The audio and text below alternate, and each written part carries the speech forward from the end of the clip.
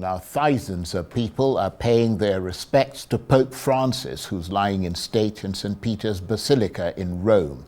Thousands of mourners have been waiting patiently in the square outside to file past his open coffin, which has been placed in front of the papal altar, known as the Altar of Confession, beneath which it is believed that the tomb of St. Peter lies.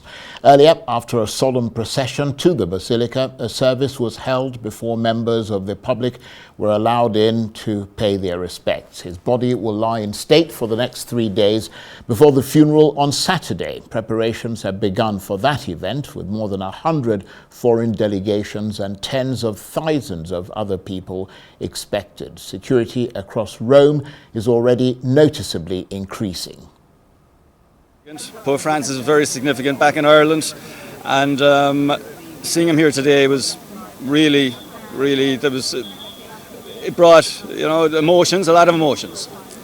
But it was lovely to see him today, and it was a great experience and really significant.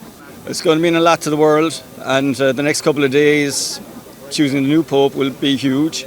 But Pope Francis was really, he sailed the course through all the different religions and communities around the world, and he tried to keep it all as peaceful as possible, and he did a great job. My Pope is my light, my guide in my profession. I am a researcher in social science. I am a mother in a family. I am a Mexican, and I live my profession, my social studies, and from the people. I think it's my mission in this time. I think it's so hard, so heavy, so profound. I have to live it this way. Yes, I was very emotional because, as I said before, the great silence brought me closer to him, even though I didn't see him much because there were so many people. However, that emotion of feeling that we have the Pope in heaven praying for us, I felt that we are not alone. On the ceremony, it goes by too quickly, to tell the truth. The emotion starts before getting there because it is so fast. You barely see him. You can't even manage to take a photo, but that's how it is because there are so many people. Look at the line. It's an enormous queue. Well, for more on this, I'm joined now on the line from London by Father Emmanuel Ojeifo, who is a priest from the Catholic Archdiocese of Abuja and is currently a PhD student in theology at the University of Notre Dame in the state of Indiana in the United States. Thank you very much indeed for joining us for a second day on the trot, as we say. Let's get to it immediately. We're looking at pictures there. Lots of people, 3 days of lying in state. So 3 days of opportunity for people to come and visit and say goodbye to the Pope. Yes, so as at 9 o'clock Rome time today, the translation of the mortal remains of Pope Francis was conducted, and this was led by the Camerlengo of the Holy See, of the Holy Roman Church. And this translation moved the mortal remains of the Pope from the chapel at the Santa Marta residence, his residence where he lived and exercised his ministry as Pope, to St. Peter's Basilica.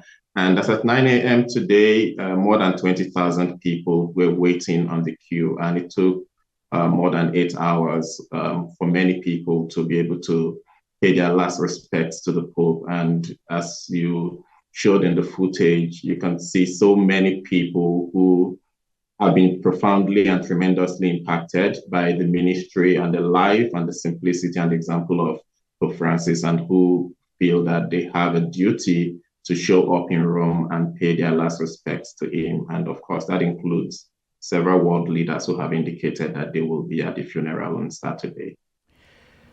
Indeed, and if I remember correctly, 5 million people walked past the coffin of Pope John Paul II. I mean, is anyone expecting that number of people for Pope Francis? I mean, I'm not trying to make a comparison here, but just to give us a sense. I doubt really if 5 million people really walk past the coffin of the mortal remains of Pope John Paul II. I give it to him that he made a tremendous, he had tremendous influence on the world. And of course, John Paul II was Pope for 27 years, which we